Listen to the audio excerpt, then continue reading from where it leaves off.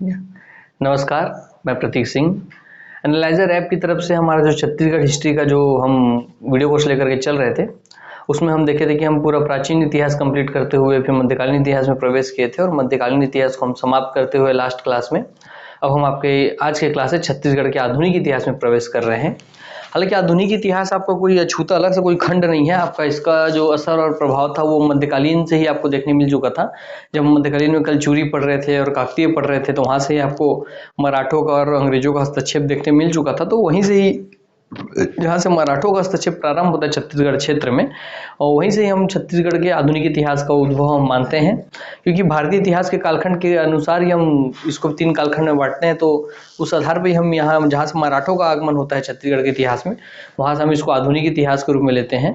तो आप देखेंगे कि मराठा के इतिहास के साथ जो छत्तीसगढ़ का आधुनिक इतिहास 1741 का मतलब क्या है। 1741 में आप जानते हैं कि रघुनाथ सिंह जी थे कलचुरी शासक रतनपुर के, और अमर सिंह जी जो थे वो रायपुर के थे। तो 1741 में रतनपुर को मिला लिया था भास्कर पंत ने आक्रमण करके, और 1750 ईस्वी में नीरू पंत ने रायपुर के कलचुरियों को अपने अधीन कर लिया था। इस तरीके से आप देखिए 1741 और 1750 में अब मराठों के अधीन रह करके यहाँ कलचुरी शासक यहाँ पर शासन अपना चला रहे थे। तो कहीं ना कहीं मराठों का आगमन हो चुका छत्तीसगढ़ में, और 1741 से 1745 में देखते हैं कि रघुनाथ सिंह की मृत्यु होती है। तो फिर जो मोहन सिंह थे जिन्होंने उकसाया था मराठों को इस क्षेत्र में आक्रमण करने के लिए अपने परिवार वालों के खिलाफ, तो मोहन सिंह प्रतिनिधि बन के रतनपुर को कुर्सी संभालते हैं 1745 से 1757-58 ईस्वी तक के आसपास। और यहाँ आप देखेंगे कि इनकी जो रायपुर शाखा है उसमें आप देखेंगे कि अमर सिंह जी जो हैं उनकी मृत्यु के बाद उनके बेटे शिवराज सिंह होते हैं। तो उनके बेटे जब तक वो रहते हैं अमर सिंह जी वो शासन संभालते हैं, उनके बेटे के बाद उनके बेटे शिवराज सिंह हो जाते हैं। तो आप देखेंगे 1758 ईस्वी में फिर जैसे ही आप देखेंगे कि 58 ईस्वी में 87 ईस्वी में जो बिम्बाजी भोसले रहेंगे उनको यहाँ का गद्दी मिल जाएगा। मराठों के देखिए होता है कि उनके पिताजी रहेंगे, पीछे आपको समझाऊंगा जब हम इसके बाद एक्सप्लेनेशन में घुसेंगे। एक बार आपको ओवरऑल कहानी समझा रहा हूँ कि अब प्रत्यक्ष मराठा शासन में हम क्या देखते हैं कि 1741 ईस्वी में रतनपुर में आपके रघुनाथ सिंह जी हैं, और जिसमें उनकी मृत्यु के बाद मोहन सिंह बन जाते हैं शासक। और रायपुर में आप क्या देखेंगे कि आप वहां देखेंगे कि मराठों के अधीन रह करके ही आप देखेंगे कि अमर सिंह जी रहेंगे और उनके बाद उनके बेटे शिवराज सिंह जी रहेंगे। तो इस तरीके से रायपुर कलचुरी रतनपुर कलचुरी दोनों जगह मराठों का आगमन हो गया, और 57 तक अधीन रह करके शासन व्यवस्था चलाते हैं। और 58 में फिर बिम्बाजी को ये क्षेत्र मिलता है, तो बिम्बाजी इस क्षेत्र में आते हैं और अपने आपको स्वतंत्र शासक के रूप में स्थापित करते हैं, अपनी स्थायी सेना रखते हैं, यहाँ का राजस्व व्यवस्था सुदृढ़ करते हैं, यहाँ की धार्मिक सहिष्णुता का अभाव प्रकट करते हैं, बहुत सारे क्रियाकलाप वो करते हैं यहाँ पर। तो यहाँ से बिम्बाजी भोसले द्वारा यहाँ पर उनका आगमन हो जाएगा। फिर भी देखेंगे बिम्बाजी यहाँ रहेंगे, उनके यहाँ पे बहुत सारे सुदृढ़ीकरण का कार्य किया जाएगा, शासन व्यवस्था को एकीकरण किया जाएगा। ये जो रतनपुर रायपुर की 2 कलचुरी शाखा थी अब उसको एक करके छत्तीसगढ़ की संज्ञा प्रदान करेंगे, वो बिम्बाजी भोसले ही रहेंगे। तो इस तरीके से इनकी तरफ बहुत सारा महत्वपूर्ण कार्य यहाँ पे किया जाएगा। फिर बिम्बाजी के बाद आप देखेंगे कि बिम्बाजी भोसले होते हैं यहाँ पे शासक। फिर उनके बाद उनके चिमणा जी होते हैं जो कि उनके भाई के बेटे रहते हैं चिमणा जी भोसले, क्योंकि बिम्बाजी तो निसंतान है। तो बिम्बाजी निसंतान है तो अपने भाई उनके भाई रहते हैं बिम्बाजी के मधोजी करके, तो मधोजी के बेटे चिमणा जी को अपना ये वो नियुक्त करके जाते हैं अपना उत्तराधिकारी। तो बिम्बाजी के बाद यहाँ पे चिमणा जी रहते हैं, मगर चिमणा जी का जो हत्या रहता है, आपकी कहानी दिमाग में बैठाइए, है ना, क्योंकि कहानी से ही आप सब चीज रिलेट करके ध्यान रखेंगे। आप देखिए यहाँ से मराठा दिन कलचुरी शासक बता दिया मैं, रघुनाथ सिंह, मोहन सिंह रतनपुर के। रायपुर में आपको कौन दिख रहे थे, अमर सिंह जी दिख रहे थे, और यहाँ पे उनके बेटे शिवराज सिंह दिख रहे थे। ठीक है, इनके साथ कहानी खत्म। भास्कर पंत ने रतनपुर में आक्रमण किया, नीरू पंत ने रायपुर वाले को आक्रमण करके अपना अधीन ले लिया। ठीक है, फिर हम आ जाते बिम्बाजी में। बिम्बाजी में हम देखेंगे बिम्बाजी यहाँ रहकर बहुत सारा शासन व्यवस्था काम किए, और बिम्बाजी निसंतान है तो क्या करेंगे, अपने भाई जो मुधोजी रहेंगे, मधोजी करके दोनों नाम से जानते हैं, तो मधोजी के जो बेटे होते हैं, 2 पुत्र हैं उनके, तो जो दूसरे पुत्र हैं छोटे अलपुत्र चिमणा जी को अपना उत्तराधिकारी नियुक्त करते हैं, क्योंकि ये तो निसंतान है। तो आनंदीबाई चाहती हैं कि जो चिमणा जी हैं वो रतनपुर से में आकर के यहाँ से शासन व्यवस्था संभालें। और चिमणा जी देखते हैं कि चिमणा जी रहते हैं, तो उस समय ही आप देखेंगे कि उनके ही भाई में, मतलब कि बिम्बाजी के 4 भाई हैं, तो उन्होंने अपने मुधोजी के जो भाई थे उसमें से चिमणा जी को शासन बना दिया। और चिमणा जी के ही एक भाई थे रघुजी द्वितीय करके, तो रघुजी द्वितीय ही बहुत बड़े राजनीति खेलते थे और अपने अंदर भोसलों के वंश को पूरा जड़ से ही समाप्त करने का काम करते थे। तो उन्होंने अपने भाई जो चिमणा जी हैं, समझिए अपने छोटे भाई चिमणा जी को उन्होंने रहस्यात्मक तरीके से मरवा दिया। मतलब बिम्बा जी के चिमड़ा जी शासक हुए, और चिमड़ा जी शासक हुए और उनको फिर उनकी मृत्यु रहस्यात्मक तरीके से हो गई। और रहस्यात्मक तरीके से हो गई तो क्योंकि रघु जी द्वितीय उसको मरवाए थे। तो रघु जी द्वितीय अब जानेंगे कि यहाँ पे रघु जी प्रथम का शासनकाल था जब इस समय आक्रमण हुआ था। और यहाँ पे आप देख रहे हैं कि अब इसमें जब बिम्बा जी आ गए हैं चिमड़ा जी, तो रघु जी द्वितीय का प्रभाव यहाँ पे देखने मिल रहा है आपको ना, कि रघु जी द्वितीय या रघु जी प्रथम, रघु जी द्वितीय। और इस समय जब आप पुनः मराठा शासन है रघु जी तृतीय, तो आप रघु जी प्रथम, रघु जी द्वितीय और रघु जी तृतीय पुनः मराठा शासन में नाम 3 सुनते हैं रघु जी से लेकर के, ठीक है। तो द्वितीय का प्रभाव देखिए कि बिम्बा जी का चिमड़ा जी हो तो चिमड़ा जी को मरवा दिए, अपने भाई को मरवा दिए रघु जी द्वितीय, है ना, चिमड़ा जी को। और अपने अधीन भोसले, क्योंकि उनका इंटरेस्ट नागपुर के क्षेत्र में कब्जा करने का था, है ना। और मुधो जी जो थे, जिनके पुत्र थे चिमड़ा जी और ये रघु जी द्वितीय, ये इनको चांदा का क्षेत्र मिला हुआ था, है ना, कि मराठा मतलब बिम्बा जी के 4 भाई थे, तो उनके चारों भाई को उनके जो पिताजी थे वो 4 अलग अलग क्षेत्र दे दिए थे। किसी को चांदा का क्षेत्र, किसी को नागपुर का क्षेत्र, किसी को छत्तीसगढ़ का क्षेत्र, ऐसा करके। तो मुधो जी के पुत्र हुए चिमड़ा जी और रघु जी द्वितीय। चिमड़ा जी को नियुक्त किए बिम्बा जी अपने उत्तराधिकारी, क्योंकि इनके निसंतान थे। तो इनके भाई जो रघु जी द्वितीय थे ये इनको मरवा दिए। अब ये कहानी सुनिए, पीछे सब लिखा हुआ मिलेगा, किस तरह से कैसे याद रहेगा, पीछे सब लिखा हुआ मिलेगा, मगर आप पहले कहानी दिमाग बैठाइए। तो रघु जी द्वितीय जो थे अपने भाई चिमड़ा जी को मरवा दिए, क्योंकि इनको इनका इंटरेस्ट जो रघु जी द्वितीय का था, इनका इंटरेस्ट छत्तीसगढ़ वाले क्षेत्र से ज्यादा नागपुर वाले क्षेत्र को कब्जा करने का था। तो कहीं ना कहीं वहां के शासकों को खुश करना चाहते थे। तो वहां के जो शासक हुए, वहां के शासक को उत्तराधिकारी बना करके, मतलब चिमड़ा जी के बाद वहां के एक शासक को अपना उत्तराधिकारी बना करके ये व्योम जी भोसले, जो कि नागपुर के भोसले शासक रहते हैं, उनको ये उत्तराधिकारी बना करके यहाँ पर उपाधि के साथ नियुक्त कर देते हैं। तो अब आप छत्तीसगढ़ में क्या देखेंगे कि बिम्बा जी, फिर चिमड़ा जी शासक हुए, बिम्बा जी का चिमड़ा जी तुरंत मरवा देते हैं उनके भाई रघु जी द्वितीय, और उसका नियुक्त कर देते हैं व्योम जी को। और व्योम जी को नियुक्त कर देते हैं और व्योम जी को यहाँ पर अपना शासन व्यवस्था चलाते हैं। तो व्योम जी इस तरफ उनका पूरा ध्यान हो जाता है। तो इस चीज का फायदा उठा के रघु जी द्वितीय नागपुर वाले क्षेत्र पर अपना कब्जा बना लेते हैं। तो रघु जी द्वितीय बहुत चलाक रहता है ना, और रघु जी द्वितीय नागपुर से अपना शासन चला रहा है, समझिए। और छत्तीसगढ़ में कौन है, व्योम जी हैं। फिर व्योम जी के बाद आप देखेंगे कि व्योम जी जब मरते हैं तो उनके बाद आप देखेंगे कि जो रघु जी द्वितीय रहता है ना, वो अपने बेटा को नियुक्त कर देता है व्योम जी के बाद शासक। तो अब देखिए अब कहाँ कौन नाम आ गए, अब आगे यहाँ पे रघु जी द्वितीय और आगे व्योम जी। तो रघु जी द्वितीय के बेटे होंगे पुरसा जी, पुरसो जी, है ना। और यहाँ पे जो व्योम जी, जिनको रघु जी द्वितीय ही छत्तीसगढ़ में शासन दिए थे, तो व्योम जी के बेटे कौन होंगे, अप्पा साहेब, ठीक है। तो रघु जी द्वितीय व्योम जी को शासन दिए छत्तीसगढ़ का, और इनके बेटे हुए पुरसा जी, इनके बेटे हुए अप्पा साहेब। तो चिमड़ा जी के बाद व्योम जी शासक नियुक्त हुए, और व्योम जी के बाद आप शासक देखेंगे कि कौन शासक नियुक्त हो गए यहाँ पे, अपने बेटे पुरसा जी को नियुक्त कर दिया इन्होंने, रघु जी द्वितीय ने। मगर व्योम जी के जो बेटे थे अप्पा साहेब, ये इनके बेटे को निपटा देते हैं और बाद में पूरे छत्तीसगढ़ में अपना कब्जा कर लेते हैं, छत्तीसगढ़ क्षेत्र को अपने अंतर अधीन ले लेते हैं। आप समझ रहे हैं कि जो राजनीति खेलेगा उसको वैसा, जो जैसा बीज बोएगा वैसा फल काटेगा। इसने क्या किया था, रघु जी द्वितीय ने अपने भाई को मरवा करके व्योम जी को शासन दे दिया था, है ना, अपने भाई चिमड़ा जी को मरवा दिया था और व्योम जी को शासन दिया था। तो व्योम जी ने के जो बेटे हुए अप्पा साहेब, उन्होंने रघु जी द्वितीय के बेटे हुए जो पुरसा जी, उनको मरवा दिया, है ना। तो वही वाला बात है, उन्होंने ऐसा फल बोया था तो वैसा बीज काटा है। उन्होंने अपने भाई को मरवाया तो उनके बेटे को, उनके ही जो जिसको बैठाया था उसके बेटे ने मार दिया। तो वही है, जो जैसा फल बोता है वैसे, जैसा बीज बोता है वैसा फल का पाता है वाला बात है। तो इसी से आप भी शासन में याद रखिए, किसी के पीठ पीछे आप भी अगर कपट या छल बोएंगे तो वैसा ही फल मिलेगा। तो पूरी कहानी क्लियर हो गई, समझाता हूँ फिर से आपको। रघु जी प्रथम का प्रभाव दिखेगा, ठीक है, पहले, फिर उनके समय में ही आक्रमण होगा भास्कर पंथ का, उनके क्षेत्र विस्तार नीति के तहत पूरा समझाऊंगा मैं कहानी के रूप में, कि मराठों का इस क्षेत्र में कैसे आगमन हुआ, उनका इंटरेस्ट क्यों हुआ, पूरा एक कहानी के साथ समझाऊंगा। बस अभी आप हल्के ऊपर इन कालखंडों के साथ समझ चलिए।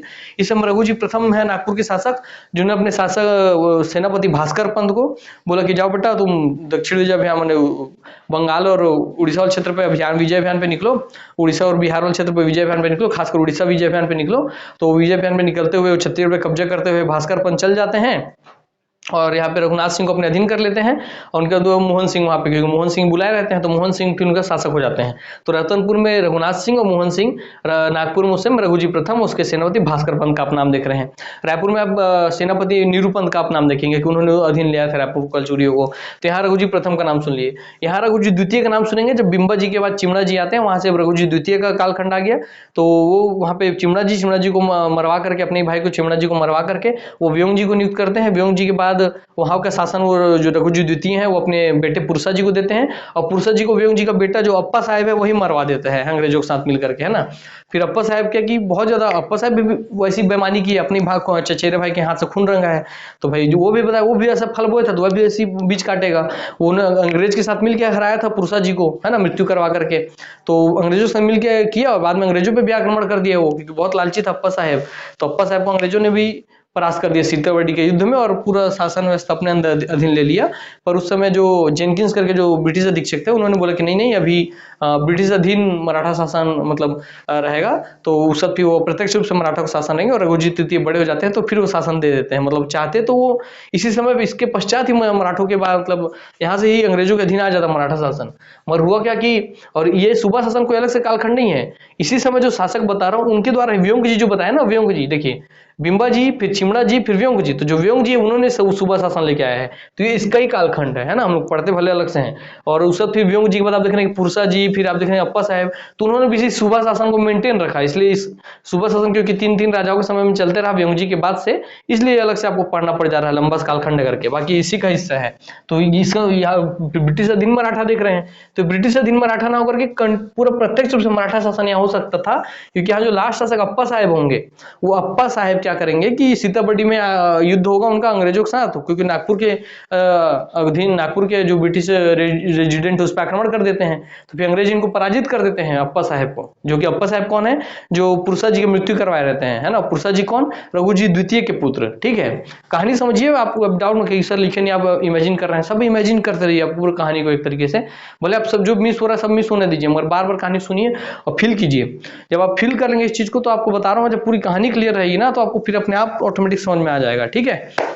मैं इतने बार रिपीट करूंगा अभी कि आपको इसी फेस पे पूरा इतिहास समझ में आ जाएगा। उसके साथ हम इसके अंदर तो बिंदु पे बहुत सारे बिंदु पे चर्चा करेंगे हम, तो आगे प्लीज देख लीजिए एक बार, बहुत सारा कंटेंट आगे पूरे एक डिटेल में लिखा हुआ है, तो उसकी आप चिंता ही मत कीजिए, है ना। अभी आप सिर्फ अपने मन में बिंदास पेन पर कॉपी सब छोड़ दीजिए, सिर्फ कहानी सुनिए, मन में बैठाते जाइए। तो यहाँ चाहते तो प्रत्यक्ष मराठा शासन के बाद से अंग्रेजी शासन अधिक प्रत्यक्ष ब्रिटिश शासन, ये कुछ नहीं रहता, ये इसके सीधा यहाँ पर ही प्रत्यक्ष ब्रिटिश शासन आ जाता है इसके बाद ही। मगर फिर भी उस समय उन्होंने मराठों को दे दिया शासन, और बोले कि ठीक है अपने मतलब कि सोचिए कि अपने अधीन बना करके अपने अपने प्रतिनिधि के रूप में शासन करवा रहे थे कि यार तुम हमारे नौकर के जैसे काम करो, इसलिए यहाँ पर दे दिया था शासन उन्होंने। सच्चाई बात सच जो है वो सच तो सच है भाई, सीधी बात है, ठीक है। क्योंकि इनके बाद जो रघुजी तृतीय रहते हैं वो पूरा ब्रिटिश के आज्ञा अनुसार ही काम करते रहते हैं, क्योंकि भाई अप्पा साहब के बाद अब रघुजी तृतीय हुए, मान लीजिए जो इतिहास में नाम सुनते हैं हम, तो रघुजी तृतीय तो भाई अप्पा साहब को पराजित कर चुके थे अंग्रेज, और उसका रघुजी तृतीय छोटे आयु के थे, तो उनको सीट दे, उनको जब गद्दी बैठाना था तो उसी समय पूरा कब्जा कर लेते, क्योंकि अप्पा साहब को तो पराजित कर चुके थे, मर नहीं किए, है ना। तो वही सब वाली बात है, वही समझा रहा था मैं। फिर सूबा शासन क्या देखेंगे कि यहाँ जो बिंबा जी आए, बिंबा जी के बाद फिर आप देखेंगे कि चिमड़ा जी आए, चिमड़ा जी को मरवा कर फिर व्योम जी को शासक बना दिया रघुजी द्वितीय ने। तो जो व्योम जी है वो व्योम जी ने ही सूबा शासन का जन्म किया। अब ये कहाँ से आप समझा रहा हूँ, फिर व्योम जी ने सूबा शासन को जन्म किया और महिपत राव दिनकर को यहाँ पर अपना प्रतिनिधि बना के भेजा। तो महिपत राव दिनकर जो आप पढ़ेंगे वो पहले सूबेदार पढ़ेंगे, और देखेंगे कि अब यहाँ पे आनंदीबाई हुई बिंबा जी की पत्नी, तो बिंबा जी की आनंदीबाई जो है बिंबा जी की पत्नी, वो इसको महिपत राव को अपना सैन्य आक्रमण करके भगा देती है यहाँ से, क्योंकि जो सूबेदार होते हैं ना, मतलब ये समझिए कि सूबा शासन एक तरीके से आप समझिए कि ये छत्तीसगढ़ को पैसों के बदले मराठों ने बेच दिया। सीधी बात है कि कोई भी आदमी आता था, बोली लगाता था कि मैं आपको छत्तीसगढ़ से 10,000 ला करके दूंगा, 5 लाख ला के दूंगा, 10 लाख ला के दूंगा, जो जितनी ज्यादा ऊंची बोली लगाई उसको ही सूबेदार नियुक्त करके भेज दिए कि ठीक है तू सब ज्यादा पैसा लाख दूंगा बोले छत्तीसगढ़ से, तू जा, तू वहां का मालिक, ऐसा बोल के महिपत राव को भेज दिए। और उस समय बिंबा जी की पत्नी थी आनंदीबाई, तो भाई वो कहीं उतने साल से शासन था बिंबा जी का, तो उनके सेना वेना सब वहां पे थी, तो कहीं ना कहीं आनंदीबाई का आज्ञा पालन करते थे, तो महिपत राव को मार के भगा दी आनंदीबाई। फिर व्योम जी क्या किए कि वो क्योंकि नागपुर के कहीं ना कहीं उनका प्रभाव था, है ना, क्षेत्र थे, तो आनंदीबाई से वो समझौता किया कि आनंदीबाई देखिए माते, कोई बात नहीं, आपसे नहीं टकराना है मेरे को, जब तक आप हैं आप ही वहां शासन कीजिए, ये जो सूबेदार नियुक्त हो रहे हैं ये आपके ऑर्डर के, आपकी आज्ञा के तहत ही काम करेंगे। हालांकि सूबेदार साले बहुत बदतमीज और मतलब कि बहुत ज्यादा लालची और उस टाइप के थे, तो भले उस तरीके से प्रवेश हो गया उनका आनंदीबाई से समझौता करके, मगर वो कहीं ना कहीं पूरा लूटने की नीति पे ही चलते थे, और बार बार आपको विवाद देखने मिलेगा आनंदीबाई के साथ इनका, तो इसलिए ठीक है। तो यहाँ पे आप नाम सुन लिए आनंदीबाई महिपत राव दिनकर का, और यहाँ पर आनंदीबाई का एक साथ नाम सुन लिए। फिर महिपत राव के बाद फिर और बहुत सारे सूबेदार नियुक्त हो जाएंगे। फिर ऐसी सूबेदार व्यवस्था यहाँ व्योमजी के समय से चालू हुआ है। तो व्योमजी सूबा शासन के जनक हो गए। तो व्योमजी जो है उनका आप देखेंगे कि पुरसा जी जो कि रघुजी द्वितीय के पुत्र हैं, उसको फिर मारवा करके व्योमजी के बेटे अप्पा साहब यहाँ पे आ जाएंगे। अप्पा साहब फिर तो ये तीनों ही यहाँ पर सूबा शासन से अपना शासन चलाएंगे। ठीक है, फिर अप्पा साहब सीताबर्डी का युद्ध करेंगे तो उनको पराजित कर देंगे अंग्रेज, तो ब्रिटिश अधीन मराठा शासन आ जाएगा। अब क्योंकि अप्पा साहब को पराजित कर दिए हैं तो उनका जो शासन क्षेत्र था नागपुर और छत्तीसगढ़ वाला वो ब्रिटिशों के अधीन चला गया। और इस समय रघुजी तृतीय छोटे हैं तो ये शासन व्यवस्था चलाते हैं। और जेनकिंस आते हैं फिर इस समय 1830 में यहाँ पे बोलते हैं नहीं यार छोड़ो, दे दो उनको शासन, बड़ा हो गया। तो फिर जो लास्ट अधीक्षक रहेंगे यहाँ पे क्राफर्ड देखने मिलेगा। पहले अधीक्षक एडमंड, फिर एगन्यू, ऐसे अपक्रम में पढ़ते हैं। तो एडमंड पहले अधीक्षक, लास्ट अधीक्षक क्राफर्ड देखेंगे। तो क्राफर्ड फिर जेनकिंस का बात मान करके 1830 में रघुजी तृतीय को यहाँ शासन दे देंगे। और रघुजी तृतीय फिर यहाँ इनके अधीन रह करके पूरी शासन व्यवस्था का क्रम संचालन करेंगे, है ना। और तो यहाँ पे देख रहे हैं कि यहाँ पे सूबेदार नियुक्त हुए, यहाँ पे ब्रिटिश अधीक्षक नियुक्त हुए, एडमंड, एगन्यू, लास्ट में क्राफर्ड। तो क्राफर्ड फिर दे देंगे इनको रघुजी तृतीय को। फिर रघुजी तृतीय फिर से निसंतान रहते हैं। तो इसके बाद फिर 1854 में आप देखेंगे डलहौजी आता है, वो अपनी हड़प नीति के तहत सभी क्षेत्रों को कब्जा करके मिला लेता है। तो क्योंकि रघुजी तृतीय निसंतान है तो भाई वही तो था डॉक्ट्रिन ऑफ लैप्स, है ना, डलहौजी की हड़प नीति की, जिसका पुत्र नहीं, जिसकी औलाद नहीं, जिसकी वंश नहीं है उसको कब्जा मारो। तो पूरा वो मराठा शासन भी अब चला गया। और यहाँ से प्रत्यक्ष मराठा शासन, मतलब प्रत्यक्ष ब्रिटिश शासन आ जाएगा पूरे भारत में। और यहाँ से फिर पूरा स्पष्ट रूप से आप देखेंगे कि आपको प्रमाण मिलेगा कि अब यहाँ से अंग्रेजों का शासन चालू हो गया। तो यहाँ तक आप पूरा इतिहास समझ गए। चलिए एक बार आपको फास्ट फॉरवर्ड में समझाता हूँ मैं। हम दो चीज को लिखते हैं, एक तरफ नागपुर और एक तरफ मराठा। ठीक है, तो नागपुर में लेते हैं यहाँ से। ठीक है, प्रत्यक्ष मराठा शासन से। यहाँ नागपुर में कौन है? रघुजी प्रथम। ठीक है, नागपुर में है कौन? रघुजी प्रथम। बोलते जाइए साथ में, नागपुर में कौन? रघुजी प्रथम। नागपुर में कौन? रघुजी प्रथम। उनके सेनापति भास्कर पंत, निरूपंत। भास्कर पंत, निरूपंत। ठीक है, तो भास्कर पंत आक्रमण करते हैं अपने उड़ीसा विजय अभियान के दौरान छत्तीसगढ़ के रतनपुर शाखा पे। और वहां पे रघुनाथ सिंह को अपना प्रतिनिधि नियुक्त करते हैं। उनको बोलते हैं तो 1 लाख रुपए मेरे को जुर्माना देगा, और उसका सारा धन को लूट के चल जाते हैं आगे उड़ीसा की तरफ। और रघुनाथ सिंह के बाद फिर मोहन सिंह वहां शासन होते हैं, क्योंकि मोहन सिंह ने उनको इन्वाइट किया था। तो मोहन सिंह इतने ज्यादा दोगले थे। और मोहन सिंह का बवाल करने के पीछे रीजन क्या था वो भी कहानी सुनाऊंगा आपको आगे जाकर के मैं, कि मोहन सिंह क्यों मराठों के साथ मिल गया था, जो कि कलचुड़ी शासक था। तो वो भी आपको कहानी सुनाऊंगा मैं। तो चलिए सुन ही लीजिए। मोहन सिंह क्या था ना कि जब आपके वो मरते हैं, क्या बोलते हैं, इनका नाम राजा वीर सिंह करके हैं।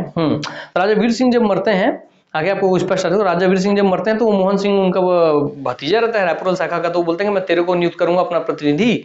तो फिर जब मर जाते हैं वो अपने जो क्या बोलते हैं, राजा वीर सिंह जी जब मरते हैं, या राज सिंह है, चलिए वो नाम कंफ्यूज छोड़िए, पहले कहानी पाते हैं। चलिए तो यहाँ नागपुर में कौन हो गए आपके? रघुजी प्रथम, उनके सेनापति भास्कर पंत, निरूपंत। भास्कर पंत रतनपुर को कब्जा करेगा, निरूपंत रायपुर को कब्जा करेगा। रतनपुर में रघुनाथ सिंह रहेगा 1741 में, और 1750 में आपके रायपुर में रहेगा कौन शासक? अमर सिंह। ठीक है। और रघुनाथ सिंह बाद यहाँ रायपुर में, रतनपुर में शासक कौन बनेगा? रघुनाथ सिंह के बाद बनेगा मोहन सिंह। और रतनपुर में उसके बाद शासक कौन बन जाएगा? उसका बेटा शिवजी सिंह। ठीक है, शिवराज सिंह। ठीक है, शिवराज सिंह करके बन जाएगा शासक। ठीक, क्लियर हो गया आपको।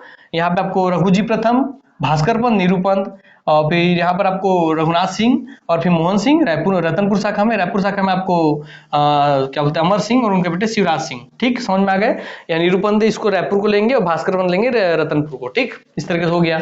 यहाँ पे आ जाएंगे बिंबा जी, प्रत्यक्ष रूप से आ जाएंगे। वो रतनपुर रायपुर दोनों को एक करके छत्तीसगढ़ पूरा 18 गढ़ रहते हैं शिवनाथ के उत्तर दक्षिण में, उसको छत्तीसगढ़ बना देंगे। फिर हमारा बिंबा जी पूरा शासन व्यवस्था चलाएंगे। इनकी 3 पत्नी रहेगी, आनंदीबाई और रमाबाई और एक जन और करके उमाबाई। तो तीनों पत्नी रहेंगी। उमाबाई सती हो जाएंगी, रमाबाई वन में चली जाती है उनकी मृत्यु के पश्चात। तो आनंदीबाई शासन व्यवस्था में प्रभाव दिखता है उनका महिपत राव दिनकर के साथ। ठीक है, फिर बिंबा जी के बाद उनके उन्होंने अपने भाई मुधो जी के पुत्र चिमड़ा जी को यहाँ शासक नियुक्त किए रहते हैं। और चिमड़ा जी मुधो जी के पुत्र हैं चिमड़ा जी। तो बिंबा जी के चिमड़ा जी शासक हुए। चिमड़ा जी के बाद आप देखेंगे कि व्योम जी शासक हुए। व्योम जी के बाद आप देखेंगे कि पुरसो जी शासक हुए। पुरसो जी के बाद आप अप्पा साहब को देखेंगे।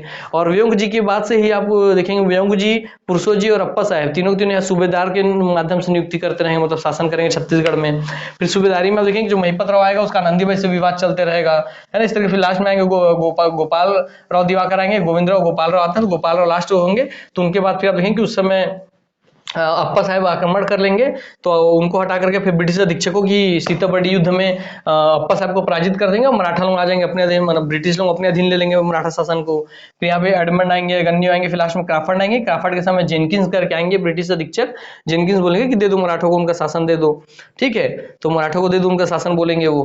फिर जेनकिंस क्राफर्ड जो है वो दे देगा इनको पुनः मराठा शासन। रघुजी तृतीय को, रघुजी तृतीय शासन चलाएंगे, निसंतान रहेंगे, तो इनके कोई पुत्र नहीं है, तो फिर डलहौजी की हड़प नीति के तहत 1854 में पूरा मराठा शासन अधीन आ जाता है अंग्रेजों के। और यहाँ से इस तरीके से पूरा कालक्रम है। फिर यहाँ समझाया था वो कि बिंबा जी, फिर आपको देख रहे हैं चिमड़ा जी, तो बिंबा जी अपने निसंतान रहते हैं रघुजी तृतीय के जैसे ही, तो अपने भाई मुधो जी के पुत्र चिमड़ा जी को नियुक्त किए हैं, और मुधो जी का पुत्र ही कौन है आपका, रघुजी द्वितीय। तो रघुजी द्वितीय अपने भाई को मरवा देता है चिमड़ा जी को, और चिमड़ा जी को मरवा करके ये भोसला नागपुर का जो शासक रहता है उसको व्यंग जी को यहाँ का शासन दे देता है, ताकि वहां से व्यंग जी का ध्यान हटे नागपुर से और मैं नागपुर का अपना शासन रख लूँ। फिर व्यंग जी शासन करता है। व्यंग जी के बाद ये इसको व्यंग जी को हटवा करके जो रघुजी द्वितीय है वो अपने बेटे पुरसा जी को शासन दे देता है, और व्यंग जी का जो बेटा है अप्पा साहब वो इसको मरवा देता है पुरसा जी को और अपना अपना शासन ले लेता है। तो यहाँ वाला आपको इतिहास समझ में आ गया। और फिर वही अप्पा साहब आक्रमण कर देता है अंग्रेजों के साथ मिलकर के, वो पुरसा जी को तो मारा ही है, तो अंग्रेजों के साथ मिलके अपने खानदान के लोगों को ही मारा और फिर अंग्रेजों के ऊपर भी आक्रमण कर दिया। तो अंग्रेज उसको सीताबर्डी के युद्ध में पराजित किए और फिर अपने अधीन ले लिया मराठा शासन। तो ये आपको पता चल गया। और ये सूबा शासन इसी का ही हिस्सा है, क्योंकि इसमें व्यंग जी, फिर आपका पुरसा जी, फिर अप्पा साहब, ये तीनों सूबेदार के माध्यम से शासन किए थे। फिर सूबा शासन कैसा था कि जो जितनी ऊंची बोली लगाता था उसको दे देते छत्तीसगढ़, जाओ तुम वहां से पैसा में ज्यादा से ज्यादा ला करके दो। कहीं ना कहीं उपनिवेशवाद की नीति पे चलता था सूबा शासन, कि जाओ छत्तीसगढ़ की जो जितनी ज्यादा बोली लगा दी कितना पैसा वसूल के दूंगा मराठों को, नागपुर के भोसलों को, वो उसको छत्तीसगढ़ में भेज दिए बना करके इन लोग, ठीक है, सूबेदार, ठीक है, इस तरीके से आप देखेंगे। फिर ब्रिटिश अधीक्षक का देखेंगे कि एडमंड पहले हुए, फिर गन्नी हुए, फिर लास्ट में क्राफर्ड हुए। वही क्राफर्ड लास्ट में रघुजी तृतीय को अपना देते हैं शासन, वापस सौंपते हैं इनके हाथ में, है ना, इस तरीके से। तो ये पूरा कालखंड आपको समझ में आ गया होगा, और उम्मीद करता हूं कि अब आपको इतिहास पूरा क्लियर समझ में आ गया होगा कि यहाँ पे प्रभाव रघुजी प्रथम, यहाँ रघुजी द्वितीय और यहाँ पे रघुजी तृतीय, ठीक, ये समझ में आ गए। यहाँ पे जो देख रहे रघुजी द्वितीय के बेटे हुए अप्पा साहब, और यहाँ व्यंग जी के बेटे होंगे आपको, नहीं, व्यंग जी के बेटे होंगे अप्पा साहब और रघुजी द्वितीय के बेटे होंगे पुरसा जी। तो पुरसा जी को क्यों मरवा देते हैं? क्योंकि पुरसा जी रघुजी द्वितीय जैसे प्रभावकारी शासक का बेटा है, मगर वो फिर भी दिमागी रूप से, शारीरिक रूप से कमजोर रहता है। इसलिए जो व्यंग जी का बेटा है अप्पा साहब, वो रघुजी द्वितीय के बेटे आपके रघुजी द्वितीय के बेटे पुरसा जी को मरवा देता है ना, अंग्रेजों के साथ मिल करके। तो इस तरीके से आप देख रहे हैं यहाँ पर। तो ये आपको पूरी कहानी और कालखंड समझ में आ गया होगा, ये उम्मीद करता हूं मैं। और अब एक समझ आपके अंदर विकसित हो गई होगी कि पूरा छत्तीसगढ़ का जो इतिहास था वो किस आधार पर पूरा चलते गया है।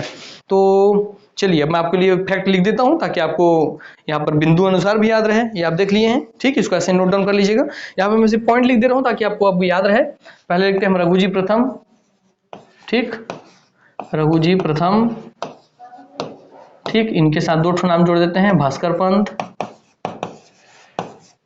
भास्कर पंत और नीरू पंत, ठीक है, चलिए नीरू पंत, ठीक, भास्कर पंत के साथ जोड़ते हैं अपन रतनपुर, ठीक, और नीरू पंत के साथ अपन जोड़ देते हैं रायपुर कलचुरी शाखा, ठीक, इसको जोड़ देते हैं अपन 1741, इसको अपन जोड़ते हैं 1750, क्योंकि रायपुर के जो शाखा है 1750 में कब्जा में आता है। रतनपुर में आप दो नाम देखते हैं, जिसमें पहला नाम देखते हैं रघुनाथ सिंह, रघुनाथ सिंह, ठीक है, और फिर आप देखते हैं मोहन सिंह, मोहन सिंह, और रायपुर में आप देखते हैं यहाँ पे अमरजीत सिंह का नाम क्लियर कर लेता हूँ ताकि डाउट मत रहे कोई सा, अमर सिंह और शिवराज सिंह, ठीक है, अमर सिंह, अमर सिंह और शिवराज सिंह,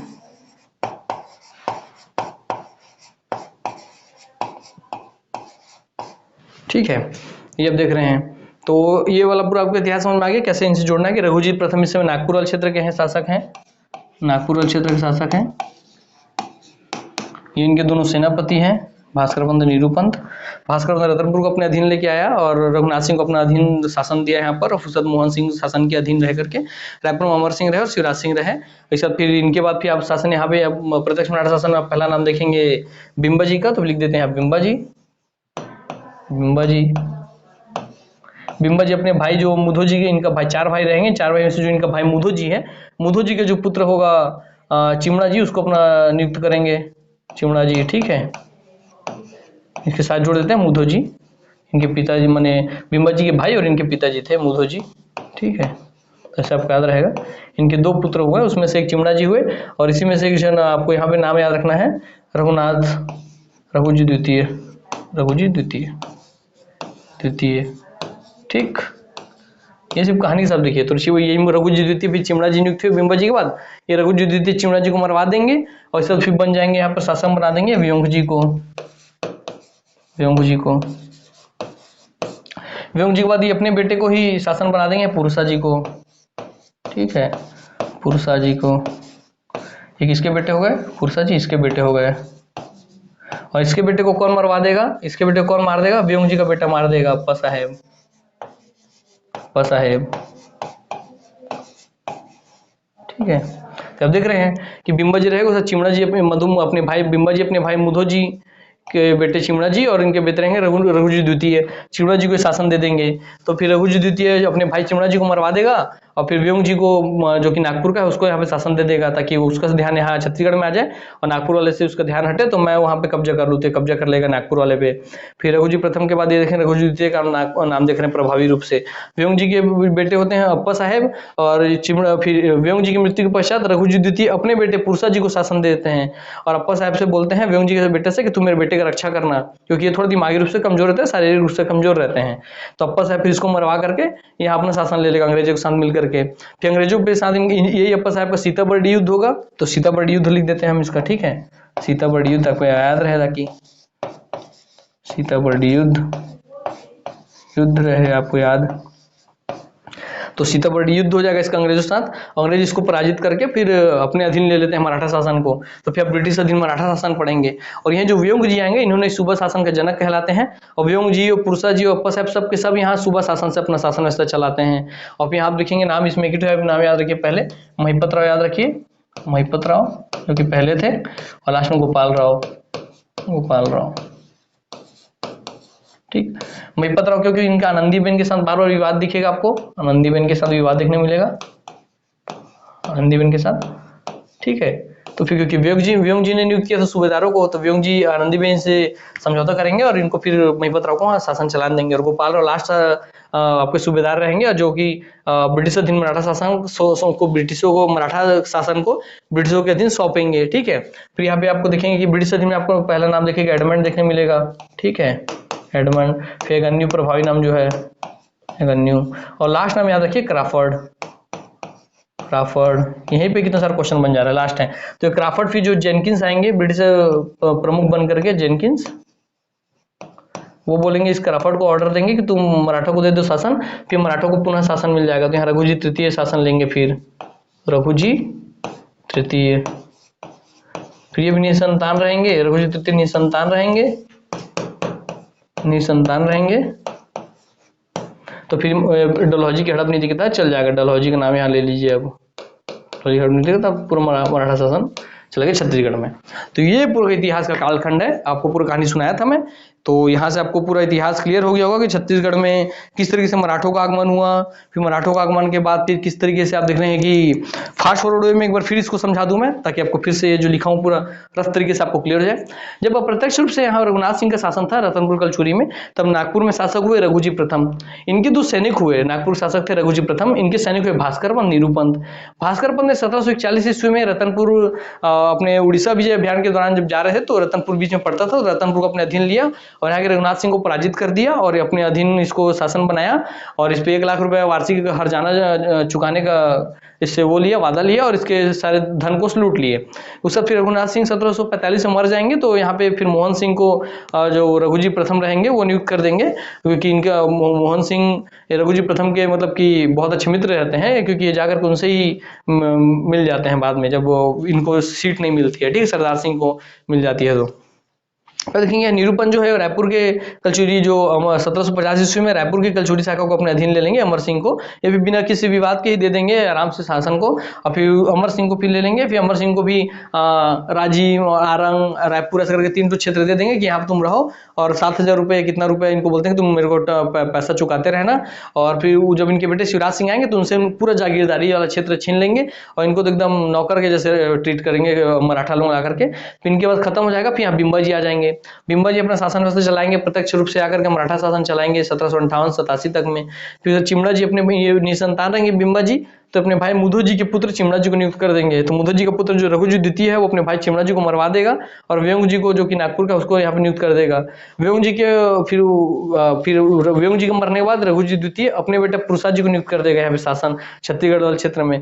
फिर व्यंग जी का बेटा जो अप्पा साहब है वो पुरसा जी को मार देगा अंग्रेज साथ मिल करके और अपना शासन लेकर के आ जाएगा। और व्यंग जी यहाँ सूबा शासन के माध्यम से शासन चलाते हैं, क्योंकि इनको इंटरेस्ट जो है व्यंग जी का ये नागपुर के शासन में रहता है शुरू से ही। छत्तीसगढ़ में सूबेदारों को बेच देते हैं हमारे पैसे के लिए, पूरे छत्तीसगढ़ का शासन बेच देते हैं, ऐसा समझिए।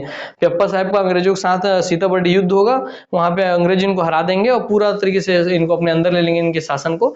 फिर आपको ब्रिटिश अधीन मराठा शासन देखने मिलेगा। इसमें आपको एडमंड अगन्यू के अधीक्षक यहाँ नियुक्त होते हैं छत्तीसगढ़ के शासन को चलाने के लिए। तो एडमंड अगन्यू आपको दिखेंगे, एडमंड पहले, फिर अगन्यू जो महत्वपूर्ण काम करेंगे। राजधानी रतनपुर से रायपुर ले जाएंगे यहाँ पे ये। फिलहाल आपको क्राफर्ड दिखेंगे, तो क्राफर्ड को अंग्रेज अधिकारी जेनकिंस का ऑर्डर आता है कि दे दो पुनः मराठों को उनका शासन, तो फिर वो रघुजी तृतीय को पुनः शासन दे देंगे। और फिर रघुजी तृतीय निसंतान रहते हैं तो फिर डलहौजी पूरा शासन को हड़प लेता है। इस तरीके से आप क्या देख रहे हैं कि आपको पूरा जो इतिहास है मराठों और अंग्रेजों से जुड़ा हुआ, उसमें क्या क्या विशेष क्या क्या कालक्रम था, ये आपको पूरा स्पष्ट रूप से क्लियर हो गया है। तो उम्मीद करता हूं कि यहाँ से आपको पूरा कॉन्सेप्ट क्लियर हो गया होगा। इसके नेक्स्ट क्लास से फिर हम इसके अंदर एक प्रमुख प्रत्येक बिंदु पर हम चर्चा करेंगे। तो यहाँ से आपको क्लियर हो गया होगा, है ना। तो बस मैं आज के क्लास को अपना यहीं पे ही विराम देता हूँ। नमस्कार, जय हिंद, जय भारत, जय छत्तीसगढ़।